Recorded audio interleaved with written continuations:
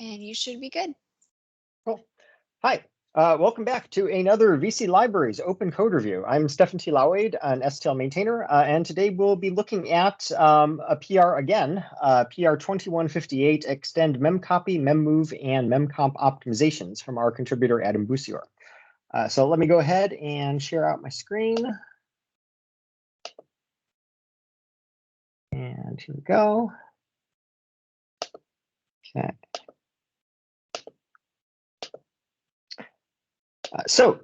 Resuming the review that I left off last week, I got through up to right line 4005 of X-utility, one of our central internal headers, not the most central, but fairly central, contains lots of commonly used algorithms. So we'll be resuming there. Adam also pushed one commit to update a comment. So let's just check that. It adds a comma, addressing the one comment I had from last time. Excellent. Okay, so that's good. Let's get this to disappear. Okay, so let's go look at the code. We got all the product code reviewed except for X-utility, and then we've got test to look at. Okay, so let's load this diff. Scroll down to right line 4005.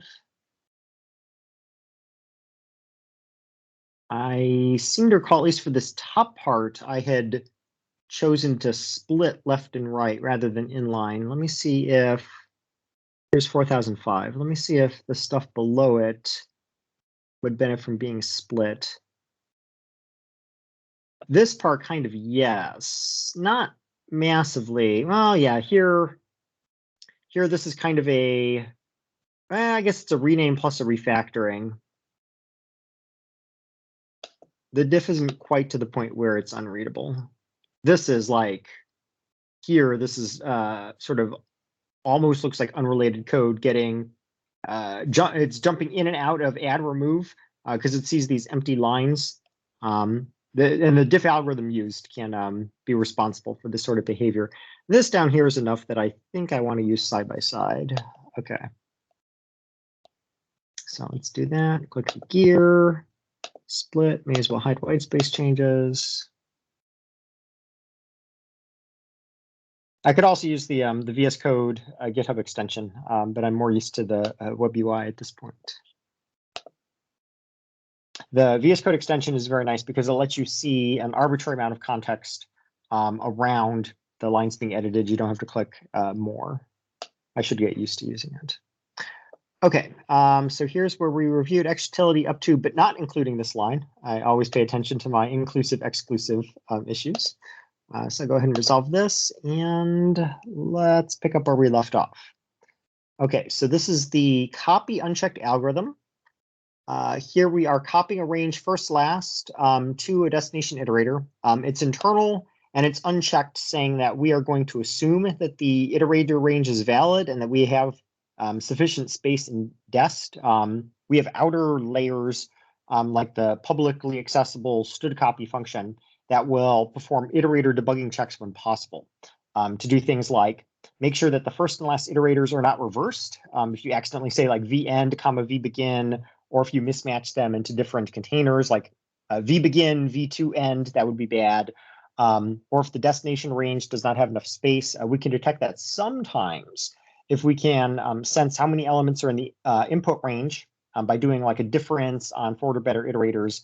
And if the output range is forward or better, and especially if it's a random access, we can see whether we can form, dest plus n or next dest comma n and see if that's valid. And then once we have verified that the iterators are not reversed and that there's sufficient space in the destination, we can do what we call unwrap the iterators down to either raw pointers for contiguous things or unchecked class types that don't do iterator debugging logic to sort of avoid overhead, especially in debug mode, where we don't get inlining or any fancy optimizations.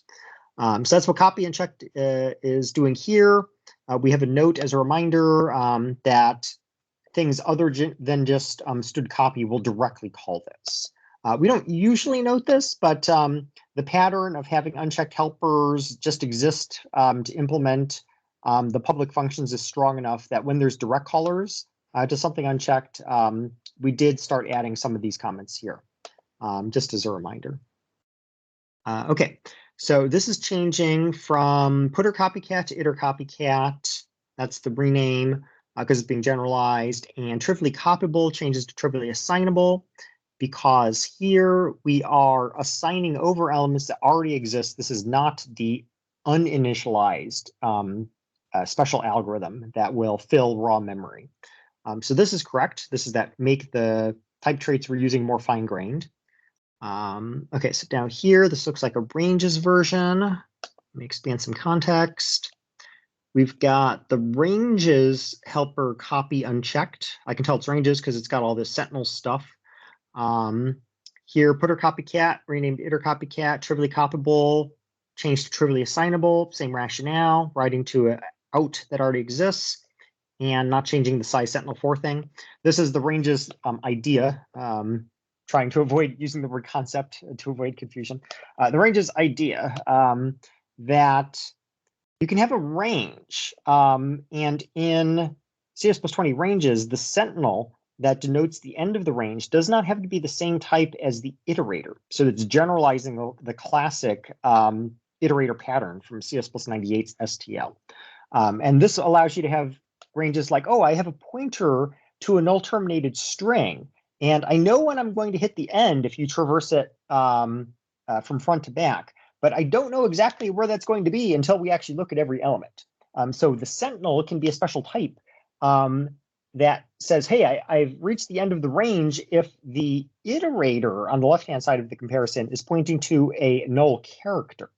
So that's an example of a sentinel that does not have the same type as the iterator.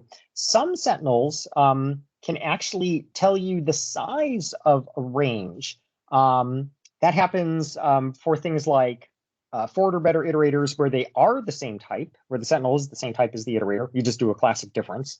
It can also happen in some cases for something, I believe, like a list, where the list knows its own size, but arbitrary iterators may not.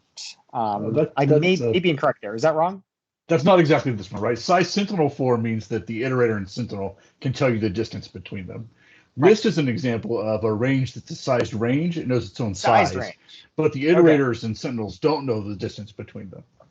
Thank you. Okay, yeah. I thought I was getting that wrong, and you were close. That's definitely, list is the important example, but it's the important example of the other property than the one you were looking at. Yeah, the sized range. Okay. Awesome. So yeah, and size sentinel4 is definitely the one we want here because at this point we're just being given an iterator and a sentinel, not an entire range. Okay, so this is good. Let's scroll down some more. Okay, now we've got copy n, the version that takes n number of elements. This is the classic stud version.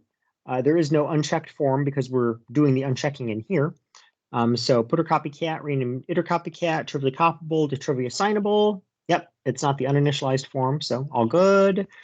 We've got a copy backward unchecked. Yep, that looks good. This is the internal version taking bidirectional iterators. Putter copycat, renamed iter copycat, trivially copyable to trivially assignable. Yep, that's good. Nothing about this would be different. Okay, move unchecked. Putter move cat, because we're going to move elements, is now iter move cat. That's good. Trivially copyable to trivially assignable. Yep, the elements already exist. Move backward unchecked. This one goes in the opposite order, which helps in certain overlapping cases. Putter move cat to iter move cat. That's correct. Trivially copyable to trivially assignable. Again, the elements exist, so that's good. Okay, so now for something slightly different. This is one of the things that Adam had called out in his extensive PR notes that I really appreciate, the changes to isAllBit 0. So this is used by the fill optimization that we'll call memset. If we're going to fill it with an element, and if that element happens to be 0, we can just call memset, and it doesn't matter how many bytes it is, as long as all of the bits of that element type are 0. I believe this was from a previous generalization of our optimization. This is being further extended to handle null put or t. Because if we're being given an element, say we're being asked to fill a range of pointers like char stars, const char stars, whatever. And the element that we're given to fill happens to be null putter, the literal constant, that's saying, hey, I want you to null out all these pointers. So this will detect that, hey, if the element we're being given is null putter t, we can just always return true. And we can do so at compile time. What this code would have done is it would have made a constexpr for, oh, I'm zooming in a bit. It would have made a constexpr object of type null putter and then memcomped it at runtime. So we would get the answer, yes, it's all bit 0, but we would have had to call memcomp to do so. For null putter, we can just statically detect it. So why not? This improves cogen a little bit more. And this does seem like a common enough case to be worth optimizing, like fill a range of pointers with null putter. Maybe they were uninitialized before. Maybe we need to reset them all. Seems totally reasonable. And we can do this thanks to null putter t being in the type system. When things are in the type system, that's good. When things like 0 is a null pointer constant are rules that exist outside the type system, that leads to misery, as we saw from years and years of experience with CS+98. So if constexpr is saying v the tie as null putter t, then just always return true, otherwise do existing code. This is correct because we are already taking this thing by const tie ref, so we don't need to worry about CV qualifiers. Is saying v is very, very strict. It wants the type to be exactly identical, and any differences in constantness or volatility will cause us to report false. Here, this will ignore constantness. It ignores value category because we're already taking it by reference. So this is good. And if somebody gives us a volatile null putter, well, they deserve what they get. We'll go through this code path, and I think memcomp handles volatile. I think it does. Maybe it doesn't. But in any event, it's not going to be a regression. So that's good. And trying to think, are there any other types that we could do this for? Brain says no. There's no other types that are like null putter t that we can just say, hey, you're always 0. Every other type can store something useful. Okay. Next, and I was just thinking, you could have something like a struct whose only data members are null putter, but we can't sense that without like reflection. And plus, that would be very pathological / unusual. Empty types? I wonder if empty types would be interesting to consider for that optimization. That's interesting. It's like, how often would you be filling a range of empty types? I don't know. How often do you fill a range of pointers? Yeah, ranges of pointers, I'll admit, are a little more common, yes. But. Yeah, empty types, you do see them as things like base classes. You see them as things like tag types. You don't really see ranges of them because they would be stateless. So although I'll admit, yes, we could potentially detect is empty. I think it would occur. Code, I guess.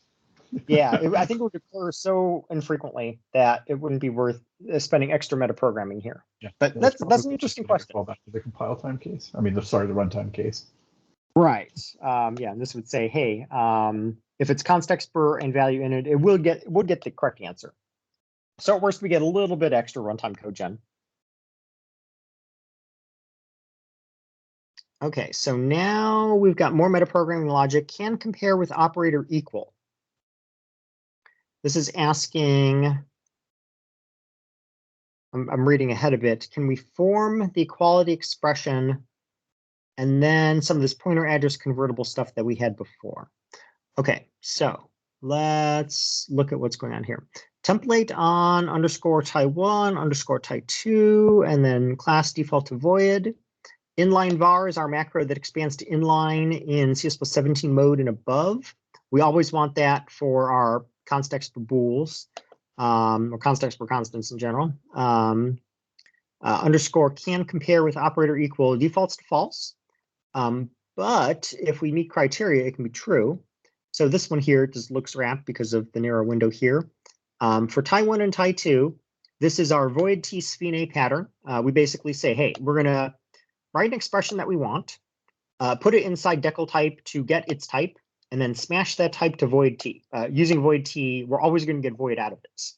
So if this thing is well formed, it will be selected as the partial specialization for this, because any use of this will use this class equals void default. This will be well formed, and void is more specific, so we'll take it. But if this expression is not well formed, then it sphenays away, and you only have the primary template available. This is the void T pattern for sphenay that we conventionally use everywhere in the STL. And once you learn the arcane trick behind it, it is nice and terse and fairly simple to parse. Okay, so we form std declval, an imaginary value of type Taiwan ref. So we're going to compare L values, but we're not going to add any sort of consonants. If we can say that's equal to a std declval of Tai2 ref, then we can compare them with operator equal. Okay, because we usually compare L values, which makes sense. We would be calling this for elements in a range. Do I like L values there? That's interesting. I'm thinking about, proxies. If iterators, when dereferenced, return proxies, am I comfortable with L value references being added here?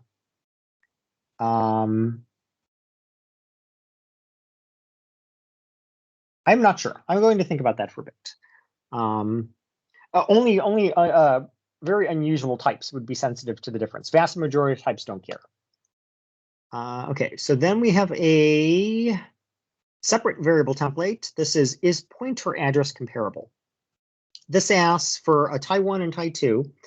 Can we compare the pointers, Tai1 star and Tai2 star, with operator quality?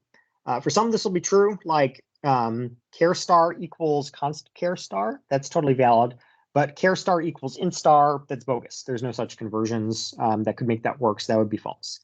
And then, regardless of what this reports, because there's no short circuiting at compile time, we also ask the questions, is Tai1 pointer address convertible to Tai2 or vice versa? Okay, this is interesting. This is that thing that asks, I think this was above, let me see if I can find it, pointer address, yeah, this thing. Nope, that's the first use. This, oh, here it is. Up here.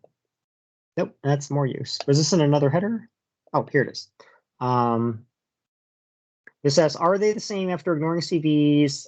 And is it a base of, is des the base of source where they're pointer interconvertible, meaning there's no pointer adjustments? So basically, are the bits literally the same? If you convert from pointer to source to pointer to dest, which is true if you're just adjusting CV qualifiers, and it's true if you're doing this base transformation. And we also special case, if any of them are void pointer, void star, then you can certainly convert there.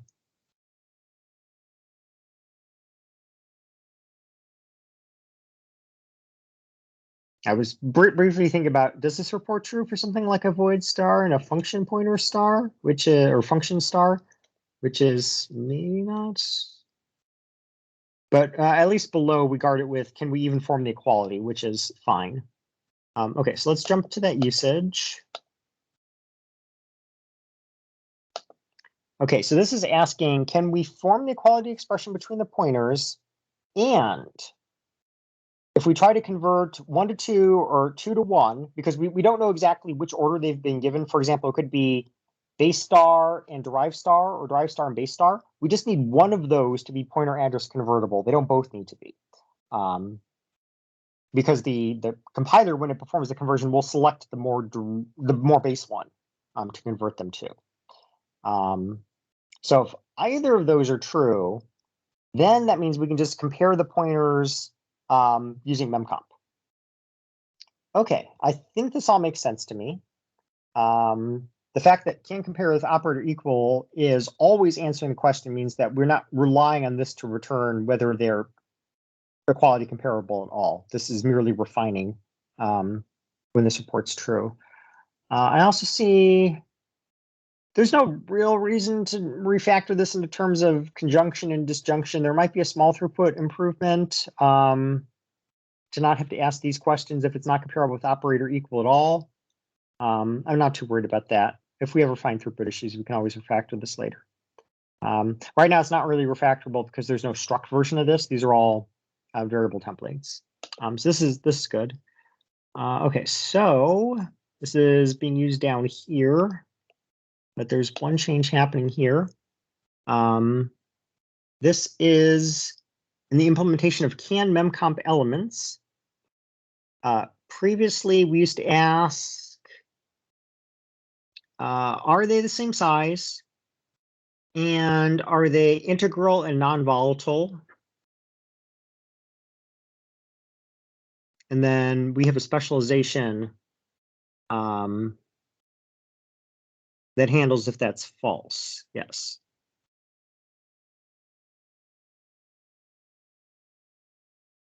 After all these, yeah. False. So that's what that was doing. This is being changed. We're now going to permit volatile here. We keep the size of LM1 and size of LM2. We keep LM1 integral. We keep, is it integral v LM2? This is claim format being kind of bad, but that's okay.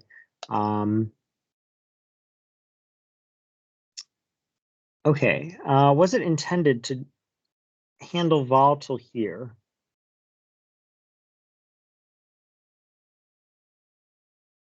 I need to look at the discussion notes. Let me just open up in tab 2158.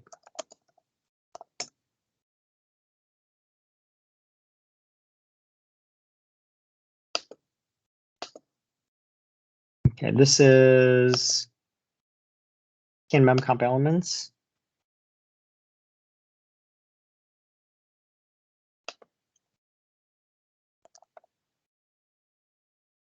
All these functions are named similarly. Okay, pointers to pointer interconvertible. Okay, this doesn't say anything about memcomp. It says it disabled the memcopy and memmove optimization for volatile, but this memcomp was already disabling it for volatile. So, and now that non-volatile logic is being removed. Why is this being removed? Is integral, because this is a standard primary, this is a standard type trait for one of the primary type categories, meaning the sort of the entire universe of types is divided up into 14 or so primary type categories like integral, floating point, null putter, void, and a few others. All of those ignore top level CV qualifiers. So is integral int, constant, volatile int, and constant volatile int are all true. Here we were excluding volatile, and now it's no longer being excluded. Does anything else handle that here? This asks, once we're satisfied that they're the same type and they're both integral, then you can memcomp if one or other is bool, or if their -1 values are the same. Then we handle bytes, we handle pointers. Otherwise, we report false. So this would report true for volatile int. I don't understand why volatile is being removed there.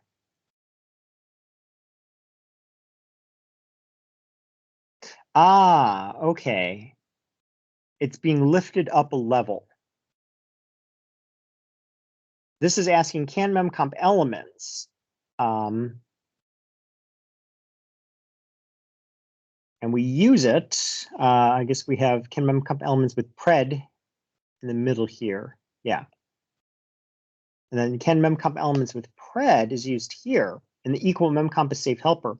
This asks, hey, are iter1 and iter2 contiguous iterators, and that the iterators don't point to volatile stuff. So this is where volatility is being excluded. Okay. So I believe that's correct, but I think a comment needs to be changed. So one of the things I look for when code is significantly changing is that if there are any comments around, it is quite possible to change the code such that the comments become inaccurate. So double checking the comments for validity is important. Here, the volatile check is being removed. We've got this big comment here, and this was describing the old code. It said, LM1 and LM2 aren't top level const because we remove const T in an outer layer. And And then we talk about integral types being eligible when they can't be volatile. And this was intended to map to this check here. That's no longer here. So I think at a minimum, this comment needs to be updated. Either we just need to strike this bit about volatility, or probably better, we should just add some parenthetical note like this is being checked in, what was the layer? Equal memcomp is safe helper. Or we could just describe that it's checked before using this. So I will ask that. Okay.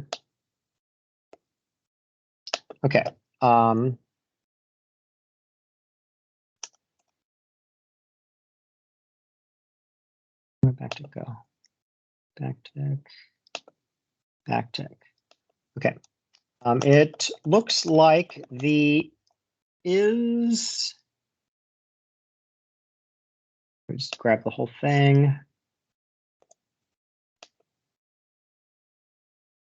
Etc. Checks are being lifted up to the, and get the other thing. Where is it? Here, iterator is volatile. So it's the equal memcomp is, what I want to do is double click, but it grabs the space at the end. I guess I'll take it and delete the space.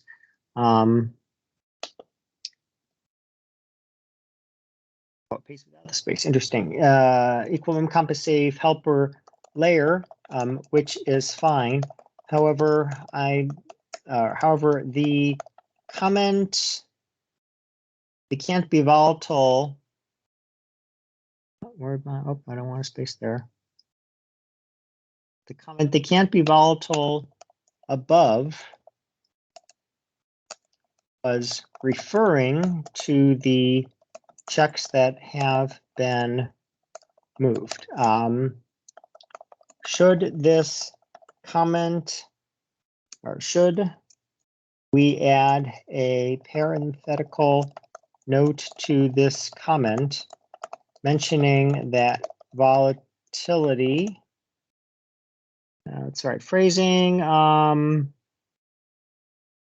Here we said we remove const t before using memcpy elements. I can just copy that. Volatility has already been handled, similar to the comment above. Okay, let's see if that makes sense. It looks like the not as volatile v lm1 etc. checks are being lifted up to the equal memcomp is safe helper layer, which is fine. However, the comment they can't be volatile above was referring to the checks that have been moved. Should we add a parenthetical note to this comment mentioning the volatility has already been handled, similar to the because we remove const t before using can memcomp elements comment above? Okay.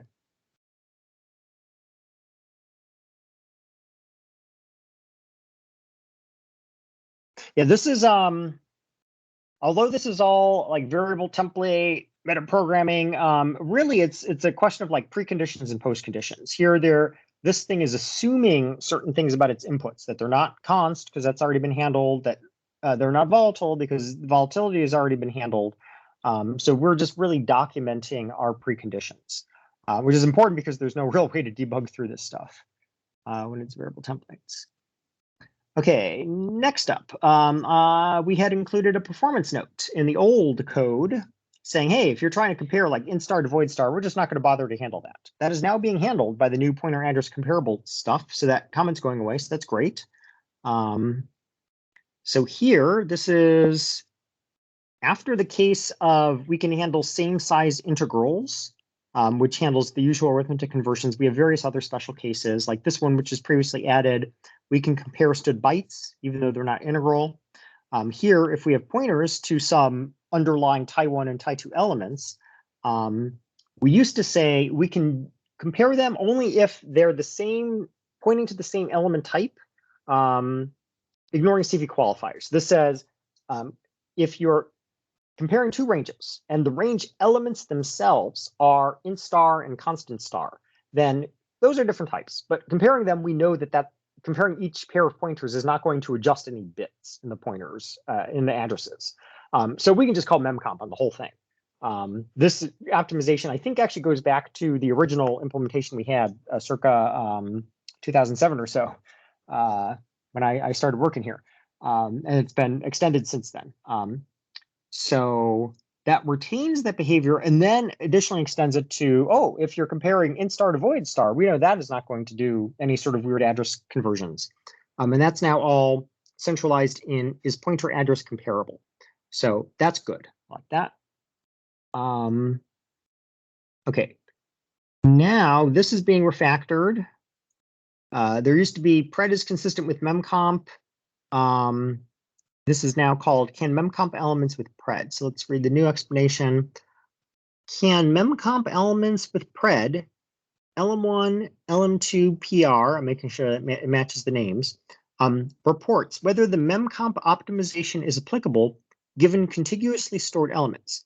This avoids having to repeat the metaprogramming that finds the element types. Okay. LM1 and LM2 aren't top-level const here. Okay, so this is talking about how we've already handled the top-level constness. This replaces the old stuff about thinking about just whether the predicate invocation is transparent. And this was always kind of weird, so I'm glad to see that going away. Okay, so this is handling equal to. Okay, so with equal to lm3, yeah, that's the name, we need to make sure that both lm1 and lm2 are convertible to lm3 without changing object representation.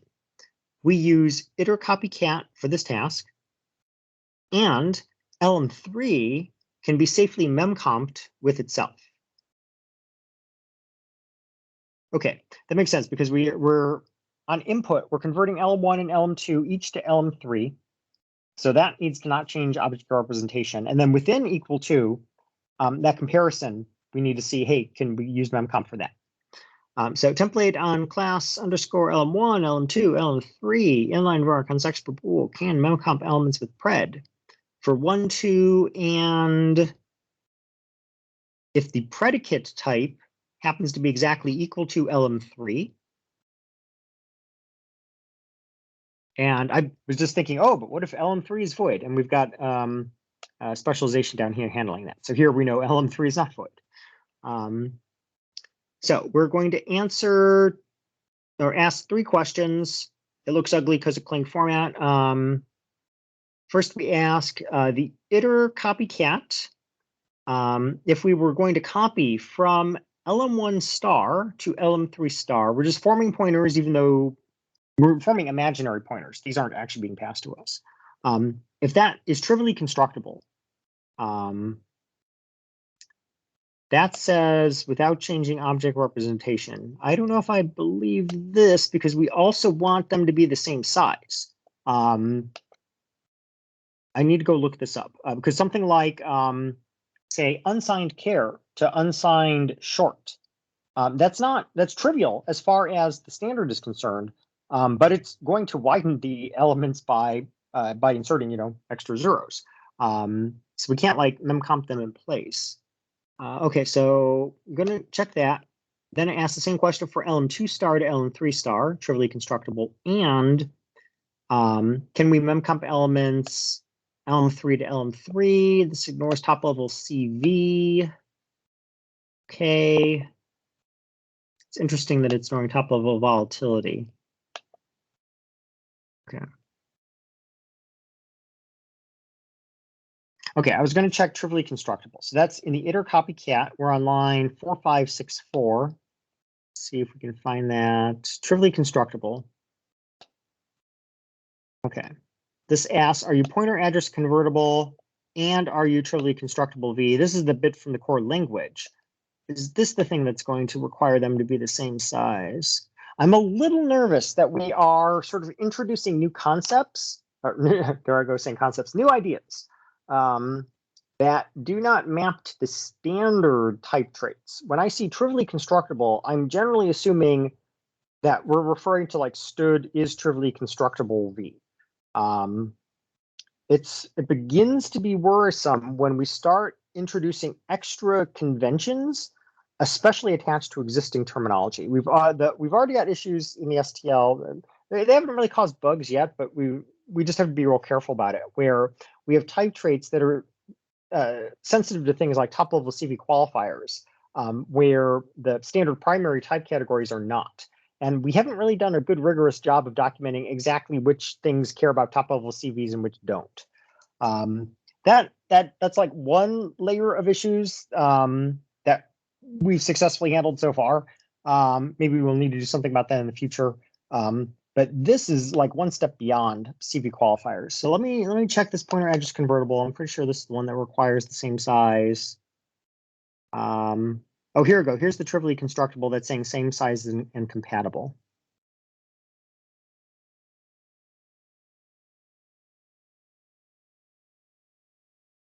This is trivial cat, trivially constructible, this pointer address convertible.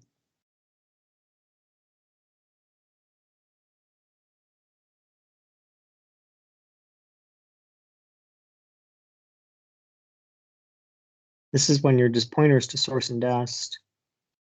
Oh, if the things themselves are pointers, then we know, of course, they're the same size. But if they're not necessarily both pointers here, then that's what require them to be the same size. Yeah, this I'm more nervous about this.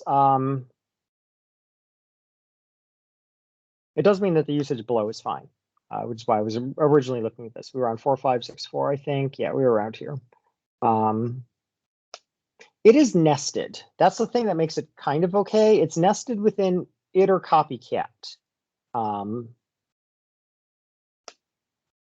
But now that I'm looking at this the second time, I'm increasingly uncomfortable with the fact that we just see trivially constructible here, and it expands to something more precise and more restrictive than just trivial constructibility.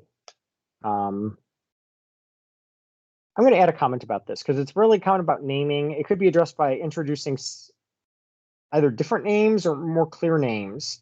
Like one of the only thing that makes this whole metaprogramming thing bearable is that our names are generally pretty precise. When I see something like iterators are contiguous, as long as we've carefully verified the definition of this thing, I don't need to worry too much about the actual usage because the type trait says what it does. But when something says trivially constructible and is doing something different, then it's an opportunity to get confused, either in cases where we really do want the more general form given to us by the standard, and we're using something for convenience that happens to be more restrictive, or vice versa, which I think is more likely. We want this more restrictive form that has tests like same size and compatible, but if we accidentally never go through this centralized machinery, we start getting the wrong answer. And the usage would look like, what if on like 4564, if we accidentally didn't say like iter copycat trivially constructible, if we just said like is trivially constructible v, that would be super bad. And if the name were anything different that didn't mirror the standard wording so much, I wouldn't be nervous. Because when I see some new name, either a new arrangement of words or ideally different words entirely, then I don't come to it with those assumptions from reading the standard. Like when I see, what was it, same size and compatible? Yeah, this does not map to anything existing in the STL. So if I see this, A, it tells me what it does, but B, I know I need to look up the definition to check, okay, what does it mean compatible? It's that fact that trivially constructible is using the same words, but then is adding extra things. I don't know if I necessarily want, like same size and compatible trivially constructible or something, but this, I think, I'm concerned about it. So I'm going to comment, I think it's these three that I care about now. Here. Oh, I don't want to get that. I guess it gives me no choice because this is what I would get in line. I'll just comment on this one line and I'll say that all of them are affected. Okay. After reading usage of these, what should I call them? Constants? Let's just say after reading usage far below these definitions, I'm increasingly uncomfortable with, and let's be explicit about exactly which ones, trivially constructible, signable,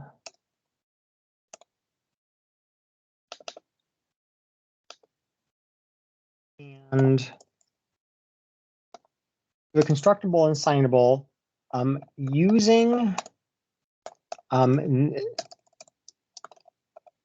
standard terminology words as seen in is trivially constructible v, etc., but adding additional conditions, specifically same size and compatible.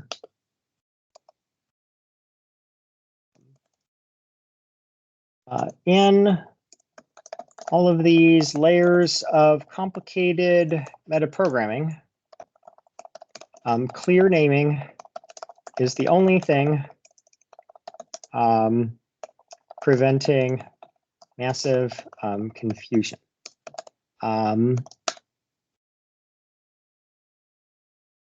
I believe we should choose different names for these properties.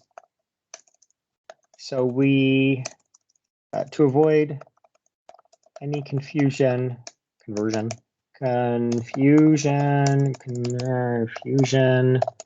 between is trivially constructible v and trivially constructible, etc.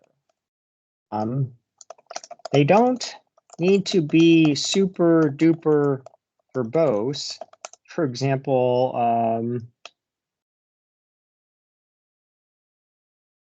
make a example here, same size and compatible and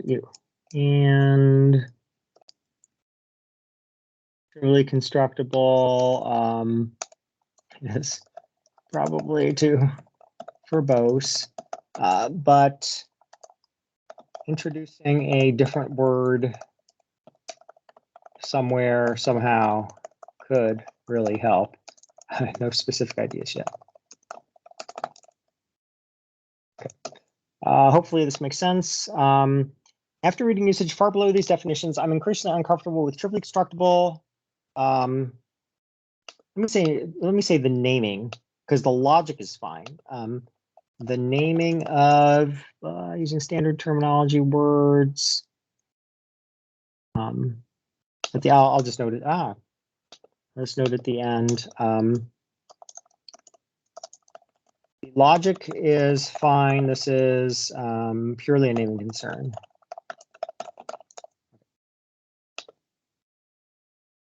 After reading usage far below these definitions, I'm increasingly uncomfortable with the naming of trivially constructible, trivially assignable, and trivially constructible and assignable using standard terminology words as seen in is trivially constructible v, etc., by adding additional conditions, specifically same size and compatible. In all these layers of complicated metaprogramming, clear naming is the only thing preventing massive confusion. I believe we should choose different names for these properties to avoid any confusion between is trivially constructible v and trivially constructible, etc. They don't need to be super duper verbose. For example, same size and compatible and trivially constructible is probably too verbose. But introducing a different word somewhere somehow could really help. No specific ideas yet. The logic is fine. This is purely a naming concern. Okay, but we've got the same size and compatible condition, which excludes bool shenanigans. So we don't need to worry about unsigned care and unsigned short somehow activating memcomp, which would be bad. Okay, so let's resume 4564. Okay, so this is good. This is generalized. Okay. Now, if our predicate happens to be equal to diamond, then we know we're just going to directly compare lm1, lm2. So we can immediately ask, can memcomp elements? This does not remove any CVs. Do we do that above? equal memcmp is safe helper. Okay, this calls it with iter value t. And the iterator value type is not going to have any CV qualifiers. Okay, so we don't need to worry about that here. In fact, this is sort of, somebody very strange could say equal to constant. So removing CV on the LM3 is good here. Okay. Okay, so no reason to worry about CV qualifiers there. Next, range is equal to is also transparent. So if we're in concepts mode and our comparator's range is equal to, then just can memcomp elements. That's good. Okay, finally, equal memcomp is safe. Got a helper that's being refactored a little. It reports whether we can activate the memcomp optimization for arbitrary iterators and predicates. It ignores tuple of constants on the iterators and on the elements. So inline var constructable bool equal memcomp is safe helper. We first answer, are the iterators contiguous? They better be if we're going to call memcomp. Iter 1 had better not be iterator to volatile. Same for iter 2. It should not be iterator to volatile. And we need to be able to memcomp elements with pred. The iter value t iter 1, the iter value t iter 2, and the predicate. Okay. Okay, onward to lexicographical compare. Here we're placing this logic. And I'm sort of skipping over the old logic because I'm pretty familiar with it. I should be referring to it a little bit more. But I've reviewed this in the past. So when I see missing things here, it just sort of inherently jumps out to me. Template, LM1, LM2, inline var, constructable bool, lex compare, memcomp classify elements. Okay. There was no preamble comment to this. That's probably fine. I think we commented below. Do we? Yeah, we don't. We just go straight into lex compare.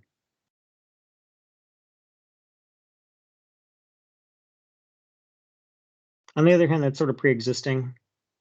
We had comments on some of these definitions. Okay, I'm not going to ask for a comment there. Maybe in the future we should add one. Template LM1, LM2, inline var constructable, lex compare, memcomp classify elements is conjunction V. All these things need to be true. LM1, and because we're going to lex compare, they need to be bite size. LM1 needs to be a character or a bool. LM2 needs to be a character or bool. LM1 needs to be unsigned. LM2 needs to be unsigned. Okay, and this actually does map to what we had before, except now it permits bool.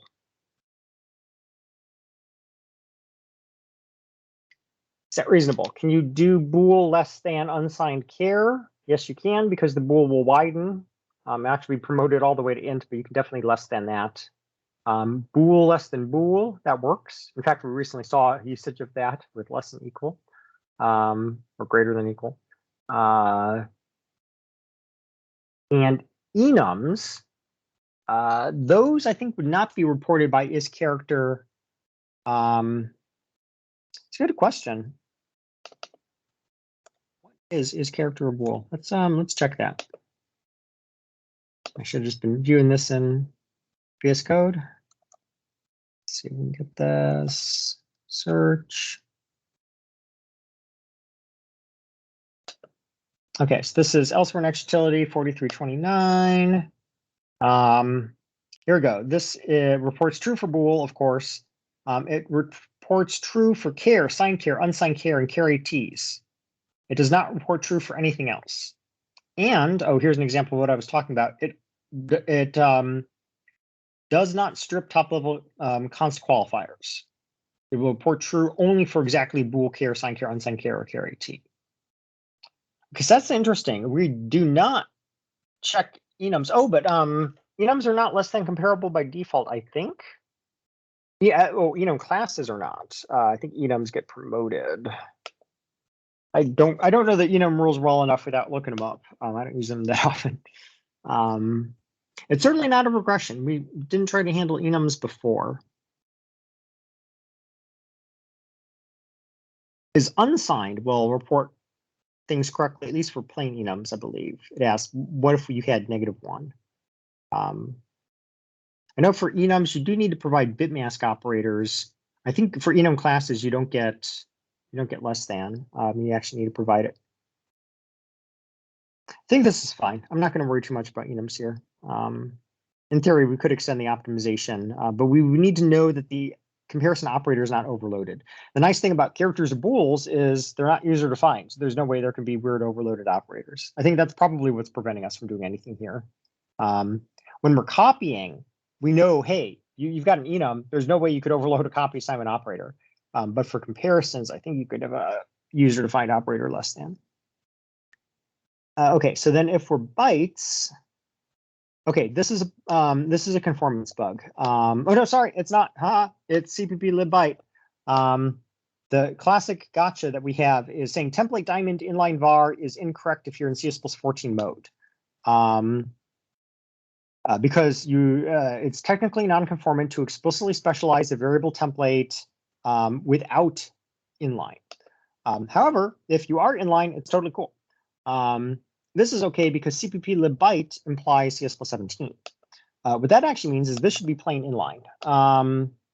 I should actually check. I think we do have cases where, I think in fact it might be above, where when we know we're CPP lib byte, we just say inline directly. Yeah, here it is. Can memcomp, yeah, here's the precedent. Can memcomp elements, because it's a CS+14 available thing, is inline var. When CPP lib byte is defined, we are definitely in 17 or above mode. So we can say plain inline const per bool. We should follow the exact same pattern here. Let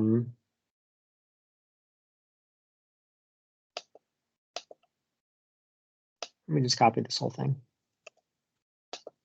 Actually, I can cite it. No, that's right line. Left line 4513 in xutility. Let's get this. Okay, so STL inc. I should add a little search engine that lets me type something like inc and then a file name, and it will take me there. I should really do that. xutility. Yeah, we just need to autocomplete this part here. I said 4513. Scroll down, scroll up. Here it is. Okay, hit Y for permalink. I want to, oh, it's click and drag. Nope. Oh, it's shift click. I'm trying to remember which UI we're looking at. Excuse me. Yeah, okay, this is what I want to quote. It has to be a permalink for the inline snippet to show in the comment. We don't need this anymore. Okay.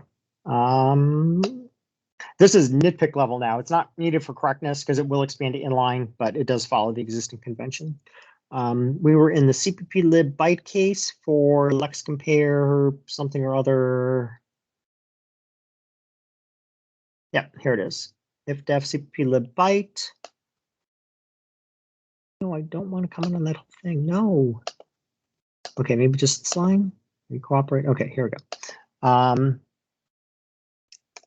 Let me paste the thing. Okay. Copy this. Okay. As this is guarded by CPP lib byte, we should say plain inline here, C. Okay. If def CP lib byte, as this is guarded by CP lib byte, we should say plain inline here, C. If def CP lib byte, allow memcomping, and so forth. Okay. Okay, so if we're being asked to compare byte versus byte, we will report true. Okay, that's good. That's what we were doing before here, except we had to repeat byte 3 times. Okay. And if we don't recognize the thing, we will report void for the pred, which is how we say, hey, you're not actually comparable. Okay. Oh, wow, this looks kind of terrible, just because it's so severely wrapped. Okay.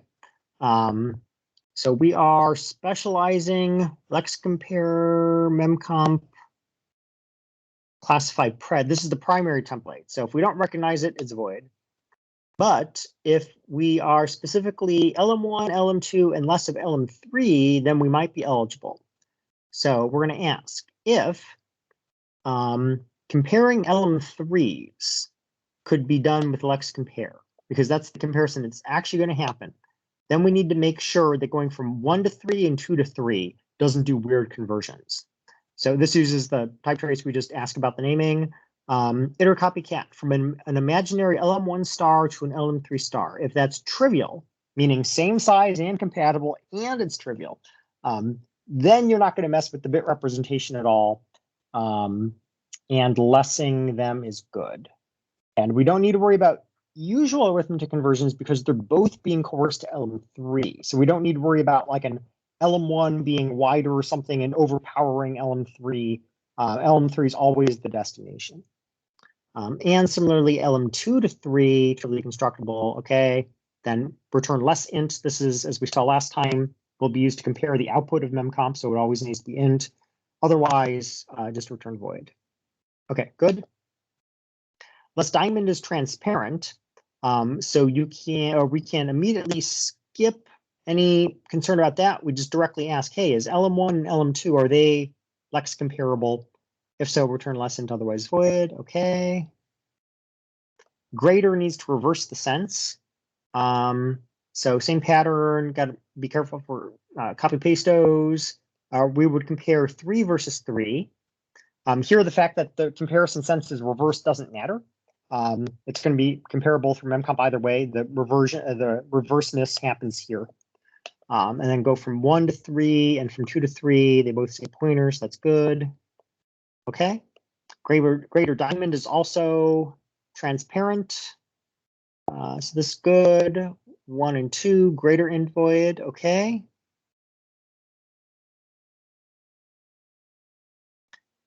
So for ranges guarded by if-def cplib concepts, if we see ranges less, we know it's transparent, so we can do this short form. I was just thinking, should we just derive from the other specialization? But that would really be the same, it would be one extra line of code, and it would instantiate more stuff. Better to just repeat this here.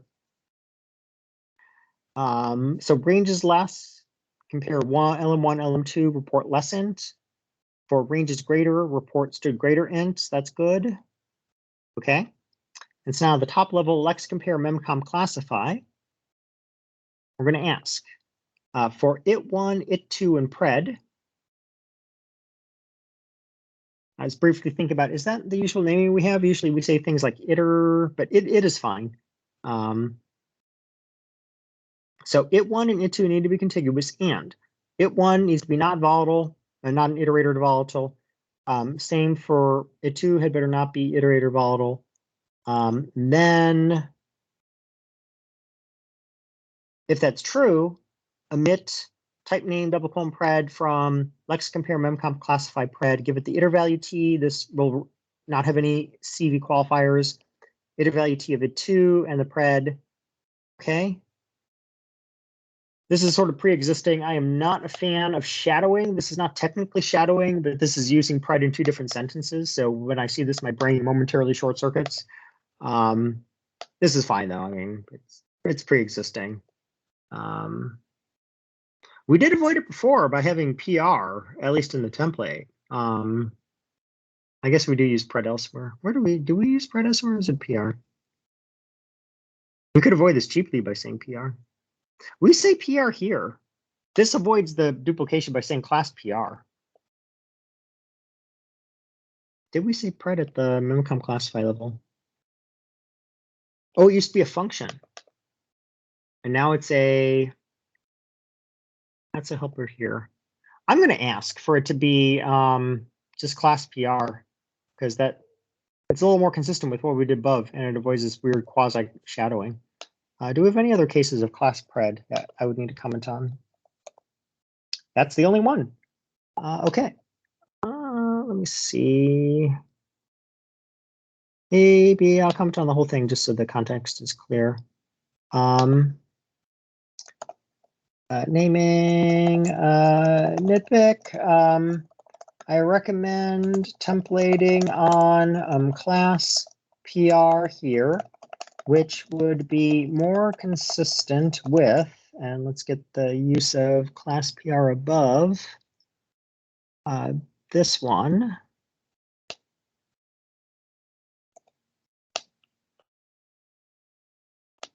With the definition of blah above, and would avoid the quasi-shadowing that appears in this horrible thing. Not really horrible, it's just verbose.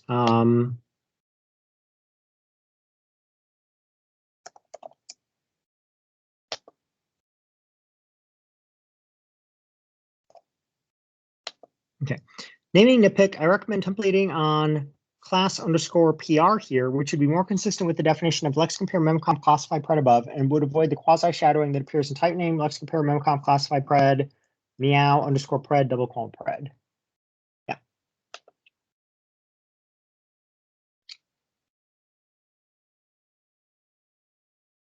Okay. So now we're going directly to lexicographical compare. Before we had functions lex compare unchecked here, and now it's all being inlined. Okay, so that's where all that complexity is going. It's good. These multiple layers are sort of a holdover often from our previous tag dispatch era when we didn't have if const expert. And we didn't have things like decal types. So we really needed another layer of a function template to deduce the unwrapped types and to switch between I can optimize versus I can't. Now that we have if const expert unconditionally, even in CS+14 mode, because we can always use future technology when we ask the compiler devs, pretty please. And we have things like decal type. We no longer need separate layers of functions. Sometimes we still want functions for helpers, like with copy unchecked. But sometimes inlining it is just easier. And that's the case here. So now std lexicographical compare, which is a lot of syllables. We're adding top level consonants for our most modern convention on everything, except for the predicate, and that could have a non-const function call operator for all we know. We verify the iterators in the right order. We unwrap them. We're removing the consonants on U first one and U first two, because we're actually going to iterate through them, because we're actually doing the fundamental loop. So that's where that's going. Now we're going to ask, okay, the memcomp pred, which is the thing we're going to compare the memcomp answer from, we're going to lexicographical compare memcomp classify the decal type of the unwrapped iterator, same for the decal type of the unwrapped second iterator and the PR. If const expert, so let's see if we're eligible for the optimization. If memcomp pred is non-void, then we are eligible. So let's do something cool. But wait, if we're in underscore has CXX20 mode, then we are required to be const expert. This memcomp thing is incompatible at compile time. So we need a runtime test that says if we're in 20 mode, then we had better not be stood as constant evaluated. Only then at runtime can we do this cool thing. If we turn out to be actually being invoked for compile time, this will turn out to be false, and we'll end up doing the raw loop that is const expert friendly. So this pattern is quite common throughout the STL. And if we're not eligible at all for the optimization, we never even bother asking, are we constant evaluated? Thanks to the wonders of if const expert. This also explains why this is not an if const expert else, because we do need this fall through in the case that the runtime test falls through. And as a final aside, it is extremely intentional that this is not if const expert is constant evaluated. The compiler will actually warn at you if you do that, because that forces the answer to always be, yes, it is constant evaluated, which is not what you want. This needs to be expressed as a runtime test. Okay, so if we end up being eligible at compile time and runtime for the optimization, we get the differences of the iterators, and that's the number of elements we're looking at. We static cast from putter diff t to size t. We know that they're in the right order because we verified them, so we don't need to worry about reverse things. We call our helper memcomp taking account. We give it the unwrapped raw pointers or unwrapped iterators. and we're going to compare for the lesser of num1 and num2 elements. We use stdmin, parenthesize to avoid macro expansion. We get the answer out. This is very similar to what we had before, and then we compare. If it is less than 0, if it is less than, meaning as judged by the pred, this handles the reverting, the reversing of behavior, then we'll immediately return that. So if it ends up being less than 0, we'll return that. Otherwise, if it's greater than 0, we definitely want to return false. If it's exactly equal to 0, the only way we can return true is if num1 is less than num2, meaning the first sequence is shorter. This handles the prefix case, where cat is considered less than catastrophe if you had a sequence of care. This is exactly equivalent to what we had before. This also, by the way, this correctly handles the case where the comparator is stood greater. That only, if you pass stood greater as the comparison, that only affects the answer when the elements compare non-equal. A lex compare with stood greater will still say that a shorter sequence is considered lexicographically before the longer sequence. It doesn't reverse that part. Because in some sense, lex compare doesn't know that it's reversing at all. Maybe it's only comparing the sizes of strings or something. It just has a rule. If all the elements are considered equivalent, then shorter sequence is lexicographically before longer sequence. Okay, so that's good. Next, here we go. So I guess the conclusion to what that means is that sorting a sequence of strings by lexicographic stood less is not, and then sorting it, or sorry, comparing them with stood greater is not the same as just doing it with stood less and then reversing it, because it's going to handle different length strings differently, if that makes any sense. Okay. Otherwise, if we are not eligible for the memcomp optimization, like we're dealing with user-defined types, or if we are in context for land, we need to do the raw loop. So we iterate, we've initialized everything already. So as long as u_first_1 is not u_last_1 and u_first_2 is not u_last_2, we have elements of both sequences. We can do the comparison. At the end of the loop, we'll increment first_1, we'll increment first_2. We've got this void cast here to handle overloaded operator comma, because being a standard library implementer is fun. We have to defend against all sorts of interesting user behavior. Something to compare, do it. We're going to compare deref u_first_1 against deref u_first_2 using the pred. We will run it through our debug l2pred helper. This detects cases where the user predicate is incorrect and returns true when an element is less than itself. That should never ever happen. This detects incorrect use of like less equal. So if it's considered less than, we return true. Otherwise, we'll reverse it. And if 2 is less than 1, we'll return false. Otherwise, we'll keep going because they're equivalent. At the end, they are lexicographically less only when the first sequence is shorter than the second. And that happens when u_first_1 has been exhausted. It's equal to u_last_1. And u_first_2 is not exhausted. It's not equal to u_last_2. So this is translating, or in fact, basically moving this code around that was already up here. GitHub doesn't show moves, but that it's just a move. If I was extremely paranoid, I would diff before and after, as I do elsewhere. Here, the code is straightforward enough that I can visually see that it's all correct and it hasn't been mutated in any weird way. Okay, so that is for lex compare with a pred. Now we have lex compare without a pred. This one is just gaining constant all the iterators. Nothing else is happening here. I don't actually know why. I guess it's too much of a change for GitHub to highlight const 4 times in this case, but that's what's happening. And then we just pass let's diamond. Okay. For the parallel version, expo ref. These are all constifying. Okay. This one's not being parallelized right now, so we just call the std version. Okay, that's good. This one is the one that doesn't even take a pred, but it's parallel. Again, we're adding constant all the iterators. Okay. Yep. Okay. Now in the concepts world, This is the Lex compare three-way for the spaceship operator. Okay, so template on underscore LM1, LM2, comp. I'm always scanning for non-ugly names. This is the Lex compare three-way memcomp classify comp. By default, not eligible. We report void. But if we're given the std compare three-way function object, then we might be eligible. So using comp is conditional T. We're going to ask, can we Lex compare memcomp classify elements LM1, LM2? This uses the memcomp thing we defined above, because ultimately that's what we want to do. We want to ask, hey, are you memcompable? But we also need to make sure, are these elements just three-way comparable at all?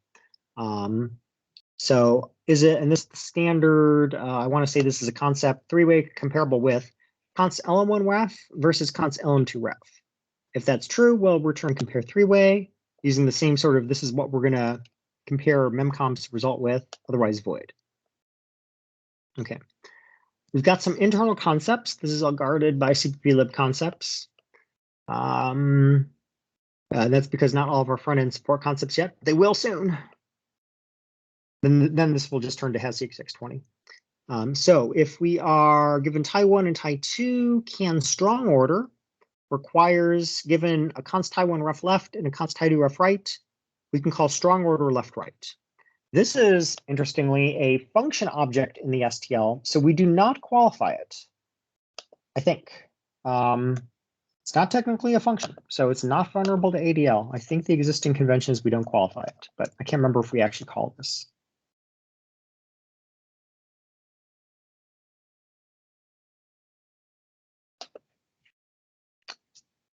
Ooh, that's interesting. So here, I did end up, I think I wrote this code. Yeah, this looks familiar. I did qualify this because it looks like a function. Yeah, this is qualified here too. It's technically not.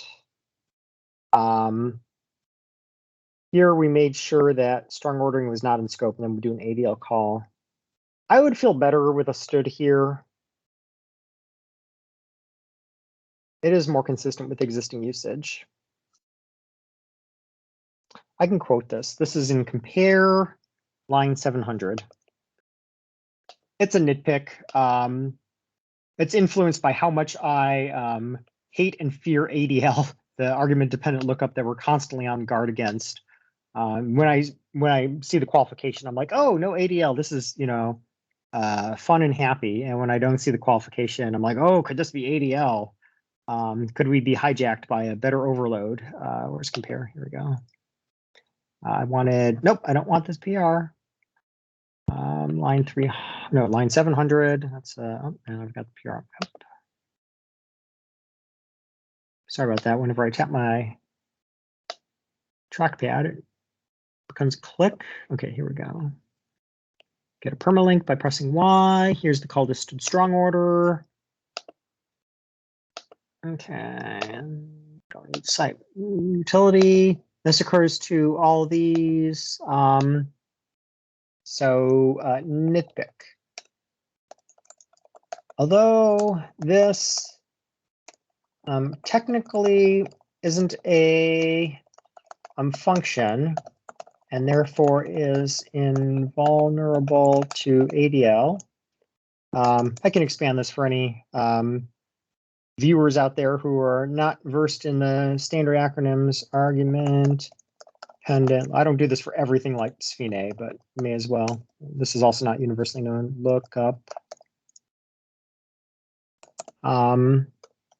We've conventionally qualified it elsewhere just to avoid any confusion. Occurs below for weak order and partial order. Example of, or example precedent. It's kind of synonymous. Okay. Nitpick. Although this technically isn't a function and therefore is invulnerable to argument-dependent lookup, we've conventionally qualified it elsewhere just to avoid any confusion. Occurs below for weak order and partial order. Example precedent returns to strong order left-right. Okay.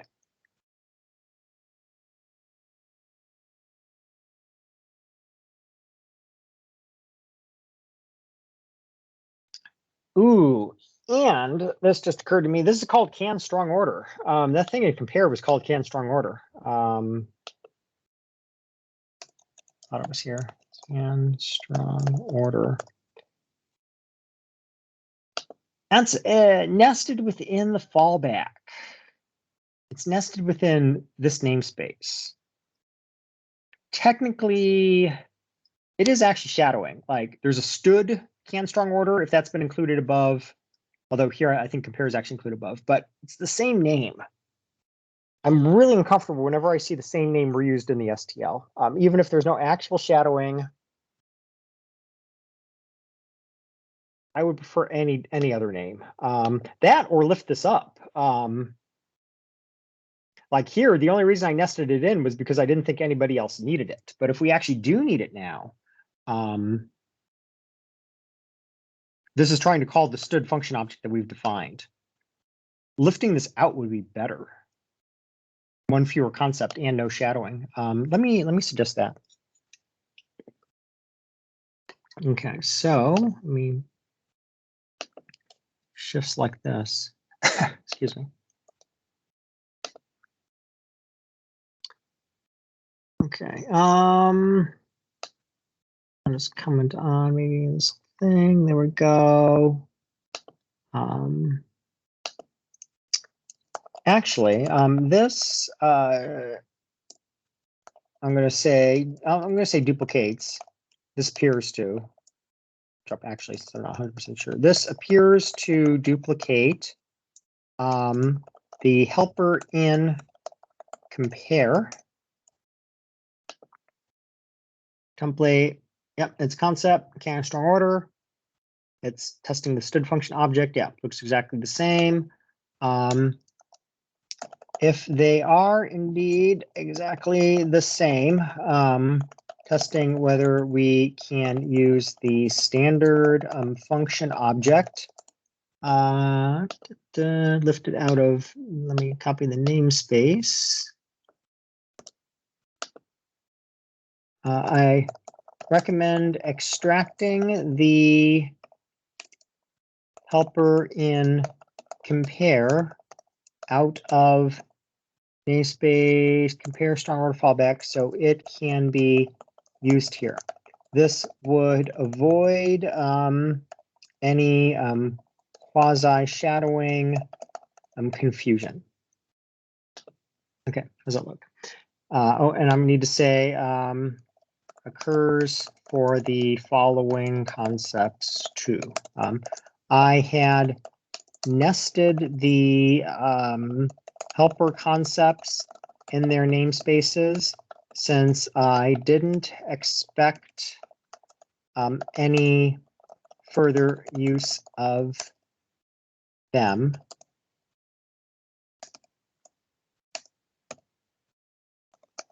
But didn't intend to prevent wider use. Okay. This appears to duplicate the helper in compare, concept can strong order. If they are indeed exactly the same, testing whether we can use the standard function object, I recommend extracting the helper in compare out of namespace compare strong order fallback, so it can be used here. This would avoid any quasi shadowing confusion. Occurs for the following concepts too. I had nested the helper concepts in their namespaces since I didn't expect any further use of them, but didn't intend to prevent wider use. Okay. Can weak order, can partial order. Okay, getting close to the end of X utility. Let me check real quick. We're around line 5000. We are almost at the end. Yeah, we're almost at the end. Okay, I'll get to the end of this file and we'll call this a review or a video review. There's still more files to look at. Okay, here's the end of the concepts. Okay, let's see. Is this all added? No, we're going back to deletions. Template on LM1 and LM2. Lex compare three-way memcomp classify comp. Given LM1, LM2, and the strong order customization point object, this is the type of the stood strong order function object. Using comp, so we are, if we're given strong order, we're going to ask, can we lex compare memcomp classify elements LM1 and LM2? And can we strong order LM1, LM2, meaning can we call the stood strong order function object on them? Then let's emit strong order CPO, otherwise void. Okay. For weak order, same question. Can we use memcomp? Can we weak order? Here I'm looking for copy paste O's. If so, emit weak order CPO. And finally, for partial order, still can we memcomp 1 and 2? Can we partial order LM1, LM2? If so, emit partial order CPO. Okay.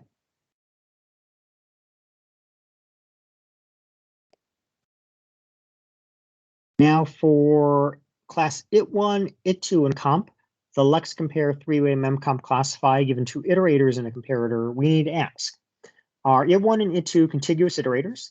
And IT1 is not an iterator volatile, and IT2 is not an iterator volatile. And that's the case, then let's report the comp returned by this. I see the same quasi-shadowing that we might be able to avoid with CMP, so I'm going to ask for that. Let's ask, let's compare three-way memcomp classify comp, give it the iter value t from it1, iter value t from it2, and then comp. Okay. Here I'm trying to catch cases where we accidentally say like it1 twice, which would be catastrophic and missed in a lot of cases. Okay, so this is all good except quasi-shadowing, so I'll ask for that. Let's see. Similar issue as before. Can we use class under CMP to avoid the quasi-shadowing of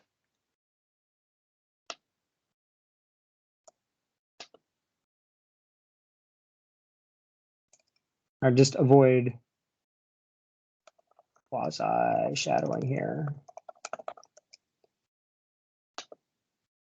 Class under CMP. Yep, that'd be nice and distinct. Okay. And now the top-level function for users. We're adding top-level consts to the iterators, all of them. We already were not constifying U1 and U2, so no change there. All of this is now being lifted up. That's being extracted into those helpers. So we can ask here the memcomp pred. Let's call lex compare three-way memcomp classify the decal type of U1 and U2 and the CMP.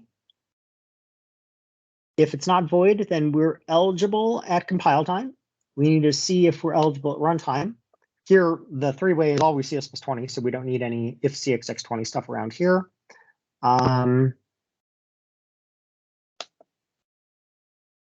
Okay.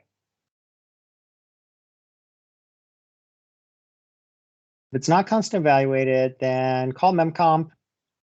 If they end up being the same, then we need to compare the lengths with the memcomp pred. Otherwise, compare against 0. So this is not handling the greater thing. This is very different from the plain lex compare, where we never wanted to use the predicate that we emitted to our metaprogramming machinery on the lengths. Here, the pred can't be greater or whatever. It can only be strong order, weak order, or partial order. Do I believe that? It can be user defined. That's interesting. I'm going to need to double check that. That's extremely interesting. What if it's a user-defined comparator that reverses the sense? I'm going to need to check that. This part is fine. You compare against 0. Okay. This one's really interesting. Let's compare three-way. We don't have any test coverage for custom spaceship comparators. Lexicographical compare three-way.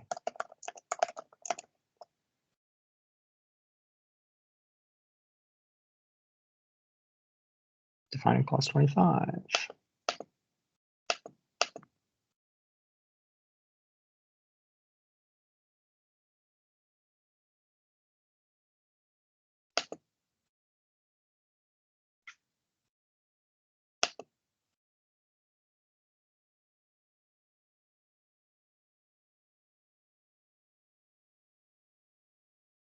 Oh, Okay, I think we're correct. So this says in sort of mathematical terms, find the smallest integer that you see different elements. So the first elements that don't match.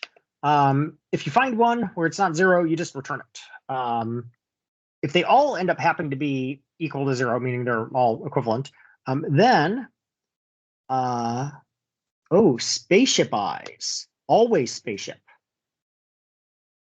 Okay, so this is very much like this is exactly like the classic one, where the classic one says if the comparison resolves before the end, return whatever the comparator said. So stood less, stood greater, user less, user greater, whatever. You return that. But if they end up all being equivalent elements, then the shorter sequence is considered less than, lexicographically less than the greater. You don't use the user comparator there.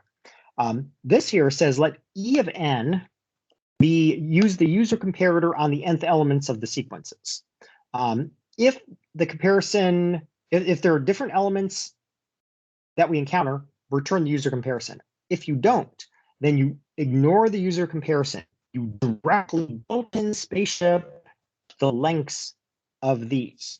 So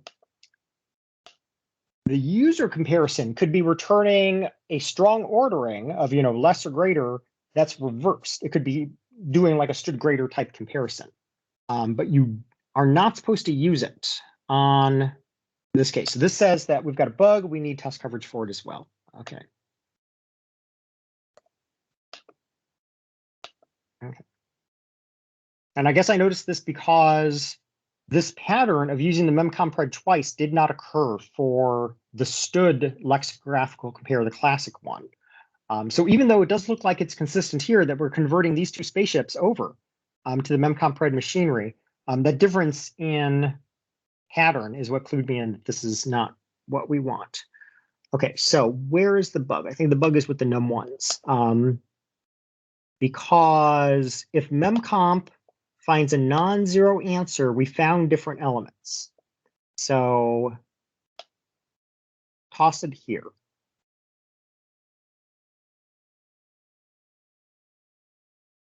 Actually, is this an issue? Are we? This may not be an issue.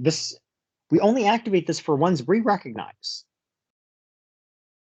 We only activate it for our strong order, weak order, and partial order, not for user comparisons, because we don't know what they're going to do. So we can't possibly call memcomp for them.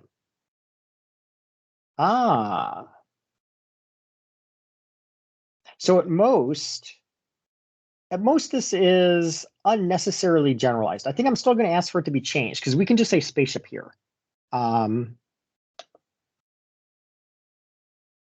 Yeah, it affects the return. Oh, yeah. Oh, it auto. Oh, we would convert the stronger to the weaker. That's possible, right? Yeah. It does. I think it does not affect observable behavior. But for clarity, I would prefer to see a direct use of spaceship. I'll put it like that. Okay, and it's on the num1s because if ans is not 0, then we should return whatever this returns. Is this whole thing auto? The whole thing is auto. Oh, sorry, it's auto arrow. So we've already got the return type here. Yeah, I want to see spaceship. Okay. I'm going to comment here. Okay, yeah, it's horrible. It says paragraph 3 of, I really need a bigger text box. I think big thoughts. Thank you. Okay.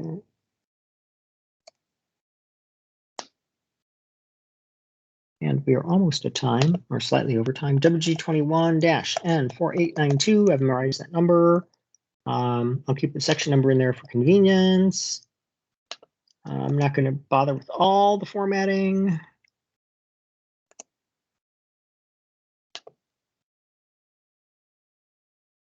Chop this out so it's not distracting. That. I guess I am a little picky, and I'll put that in italics. And I'll put some mectics here. Okay. Let's see.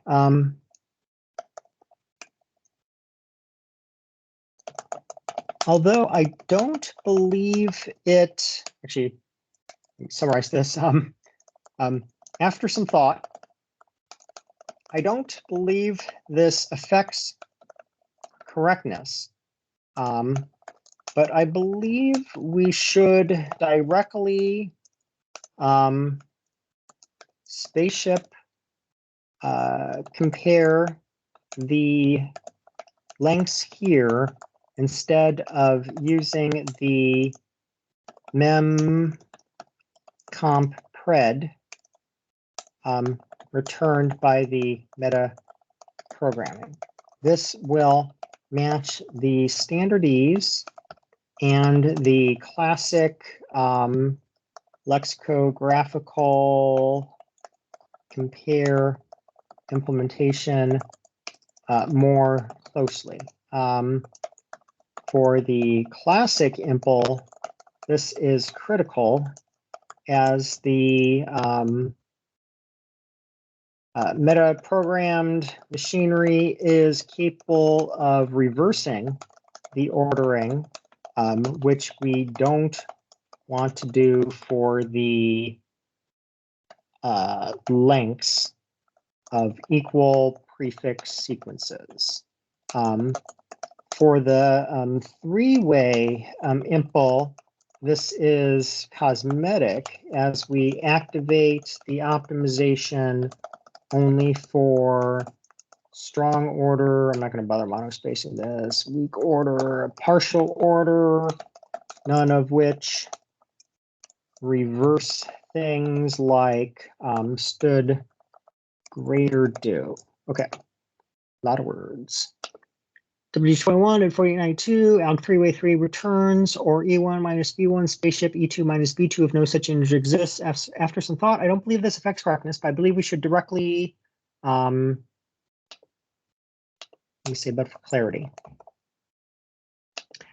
After some thought, I don't believe this affects correctness, but for clarity, I believe we should directly spaceship compare the lengths here instead of using the memcmp pred returned by the meta programming. This will match the standard-ese and the classic lexicographical compare implementation more closely. For the classic impl, this is critical, as the metaprogramming machinery is capable of reversing the ordering, which we don't want to do for the lengths of the equal prefix sequences. For the three-way impl, this is cosmetic as we activate the optimization only for strong order, weak order, partial order, none of which reverse things like stood, greater, do. Okay. And then add some top-level cons, and we're all good. No ranges stuff here that I see. Okay, that is the end of X utility. We can mark that as viewed. Okay, so let me alt-click and see what test code we have. So you've got all the test code. The only thing I had looked at was test list. Okay, most of it is new tests. Or sorry, it's these decomposed tests. Some new, some decomposed. Okay, I will go ahead and submit this review. Thanks. Part 2 of the, or thanks. Reviewed this in part 2 of the video review. Looked at the rest of X utility, still need to review the test code. Okay. Cut.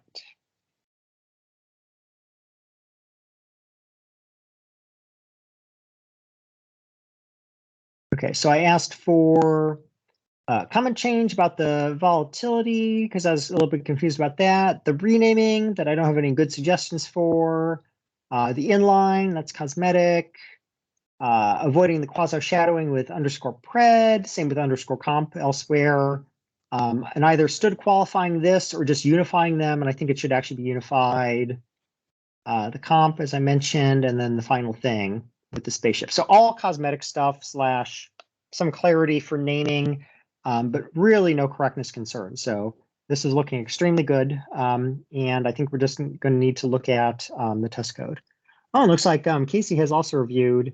This can fail in the presence of multiple inheritance, since the pointer base and pointer drive can be equal but have differing bit patterns. Is that true for is pointer interconvertible?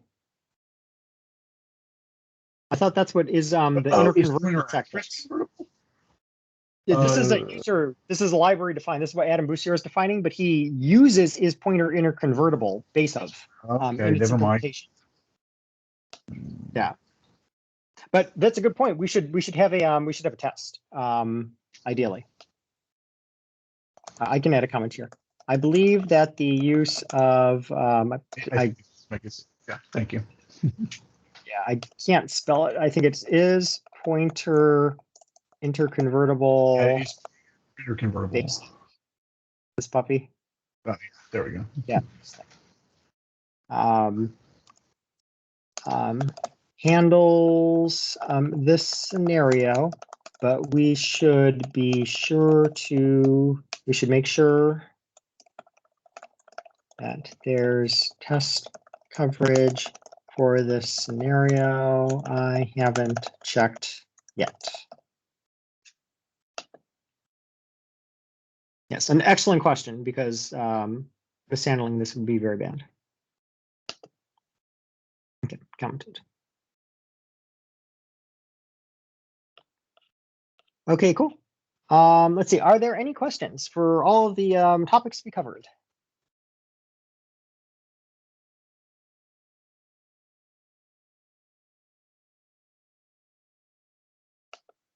Okay, I'm not hearing any. So I think we can call this the end of the video code review. I'll stop sharing my screen. So thanks again for joining us. For next week, we may either continue looking at this, or perhaps I'll go off and review the test. We'll be looking at another PR next time. So thanks, and see you then.